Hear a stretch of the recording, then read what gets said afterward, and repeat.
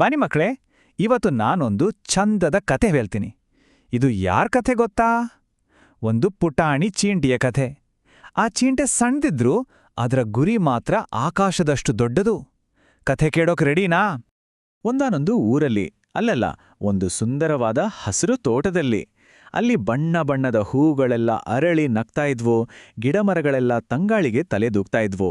ಅಂತಹ ಒಂದು ಚಂದದ ತೋಟದಲ್ಲಿ ಒಂದು ಪುಟಾಣಿ ಚೀಂಟೆ ವಾಸವಾಗಿತ್ತು. ಗೊತ್ತಾ ಆ ಪುಟಾಣಿ ಚೀಂಟೆ ಹೆಸರು? ಅದರ ಹೆಸರು ಚಿಂಟಿ. ಚಿಂಟಿ ಅಂದ್ರೆ ಚಿಂಟಿ. ಯಾವಾಗ್ಲೂ ಪಟಾಪಟನೆ ಓಡಾಡ್ಕೊಂಡು ಏನಾದೋ ಒಂದು ಕೆಲಸ ಮಾಡ್ತಾನೆ ಇರ್ತಿತ್ತು. ತುಂಬ ಚುರುಕಾದ ಚಿಂಟಿ ಅದು.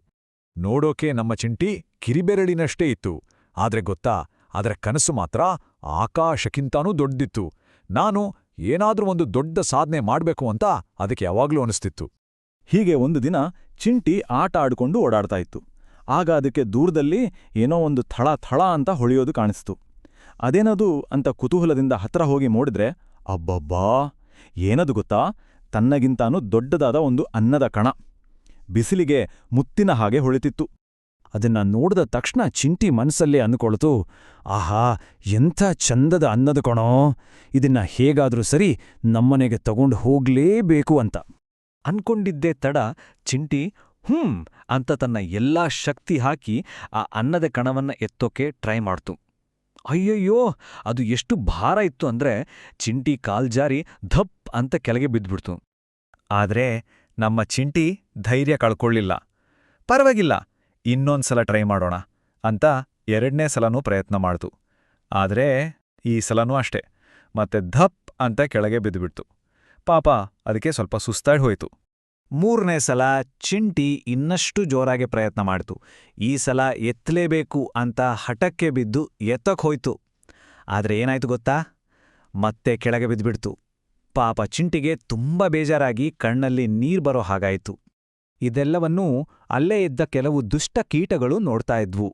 ಅವು ಚಿಂಟಿನ ನೋಡಿ ಗೇಲಿ ಮಾಡಿ ನಗ್ತಾ, ಹೇ ಪುಟಾಣಿ ಚಿಂಟಿ, ನಿನ್ನ ಕೈಲಿದನ್ನೆಲ್ಲ ಎತ್ತೋಕಾಗಲ್ಲ, ಸುಮ್ನೆ ಬಿಟ್ಬಿಡು ಅಂತ ಅಣಕಿಸಿದ್ವು. ಬೇರೆಯವರು ಆಡಿದ ಮಾತಿಗೆ ಚಿಂಟಿಗೆ ಬೇಜಾರಾಯ್ತು, ಹೌದು. ಆದರೆ ಅದು ಧೈರ್ಯ ಮಾತ್ರ ಕಳ್ಕೊಳ್ಳಿಲ್ಲ. ಮನಸ್ಸಲ್ಲಿ, ಇಲ್ಲ, ಯಾರು ಏನೇ ಅಂದ್ಕೊಳ್ಳಿ, ನಾನಿದಂಗ ಬಿಡೋದಿಲ್ಲ ಅಂತ ಗಟ್ಟಿಯಾಗಿ ನಿರ್ಧಾರ ಮಾಡಿತು. ಚಿಂಟಿ ತನ್ನ ಕಣ್ಣೀರೆಲ್ಲ ಒರೆಸ್ಕೊಂಡು ತನ್ನ ಎಲ್ಲಾ ಧೈರ್ಯವನ್ನ ಒಟ್ಟಿಗೆ ಸೇರಿಸಿ ಇನ್ನೊಂದೇ ಒಂದ್ಸಲ ಪ್ರಯತ್ನ ಮಾಡಕ್ಕೆ ರೆಡಿಯಾಯಿತು. ಈ ಸಲ ನಾನು ಗೆದ್ದೇ ಗೆಲ್ತೀನಿ ಅಂತ ಅದಕ್ಕೆ ಅನಿಸ್ತು. ಈ ಸಲ ಮಾತ್ರ ಚಿಂಟಿ ತುಂಬಾ ಹುಷಾರಾಗಿತ್ತು. ನಿಧಾನವಾಗಿ, ತುಂಬಾನೇ ನಿಧಾನವಾಗಿ ಅನ್ನದ ಕಣವನ್ನ ಎತ್ತಿ ಬೀಳದ ಹಾಗೆ ಬ್ಯಾಲೆನ್ಸ್ ಮಾಡ್ಕೊಂಡು ಒಂದೊಂದೇ ಹೆಜ್ಜೆ ಮುಂದೆ ಇಡೋಕೆ ಶುರು ಮಾಡ್ತು. ಹೀಗೆ ನಿಧಾನವಾಗಿ ಕಷ್ಟಪಟ್ಟು ನಡ್ಕೊಂಡು ಹೋಗಿ ಕೊನೆಗೂ ಚಿಂಟಿ ಆ ದೊಡ್ಡ ಅನ್ನದ ಕಣವನ್ನ ಹೊತ್ಕೊಂಡು ತನ್ನ ಮನೆ ಹತ್ತಿರ ಬಂದೇ ಬಿಡ್ತು. ಅಬ್ಬಾ, ಅದಕ್ಕಾದ ಸಂತೋಷ ಅಷ್ಟಿಷ್ಟಲ್ಲ. ಚಿಂಟಿ ಅಷ್ಟು ದೊಡ್ಡ ಅನ್ನದ ಕಣ ತಂದಿದ್ದನ್ನ ನೋಡಿ ಅದರ ಮನೆಯಲ್ಲಿದ್ದ ಬೇರೆ ಎಲ್ಲಾ ಚಿಂಟಿಗಳಿಗೂ ಒಂದೇ ಆಶ್ಚರ್ಯ. ಅಬ್ಬಾ, ಇಷ್ಟು ಚಿಕ್ಕ ಚಿಂಟಿ ಇಷ್ಟು ದೊಡ್ಡ ಕೆಲಸ ಹೇಗ್ ಮಾಡ್ತು ಅಂತ ಎಲ್ಲರೂ ಬಾಯಿ ಮೇಲೆ ಬೆರಳಿಟ್ಕೊಂಡ್ರು. ಆಗ ನಮ್ಮ ಹೀರೋ ಚಿಂಟಿ ಎಲ್ಲರನ್ನೂ ನೋಡಿ ಹೆಮ್ಮೆಯಿಂದ ನಗುತ್ತಾ ಹೀಗೆ ಹೇಳ್ತು, ನಾನು ನೋಡೋಕೆ ಚಿಕ್ಕದಿರ್ಬೋದು, ಆದ್ರೆ ನನ್ನ ಪ್ರಯತ್ನ ಯಾವತ್ತಿಗೂ ದೊಡ್ಡದು. ನೋಡಿದ್ರಲ್ಲ ಮಕ್ಕಳೇ, ಈ ಕಥೆಯ ನೀತಿ ಏನು? ನಾವು ಯಾವುದೇ ಕೆಲ್ಸ ಕಷ್ಟ ಅಂತ ಬಿಟ್ಬಿಡ್ಬಾರ್ದು. ಚಿಂಟಿ ಥರ ಮತ್ತೆ ಮತ್ತೆ ಪ್ರಯತ್ನ ಪಟ್ರೆ ಎಂಥ ದೊಡ್ಡ ಗುರಿಯನ್ನಾದ್ರೂ ತಲುಪ್ಬೋದು ಅಲ್ವಾ?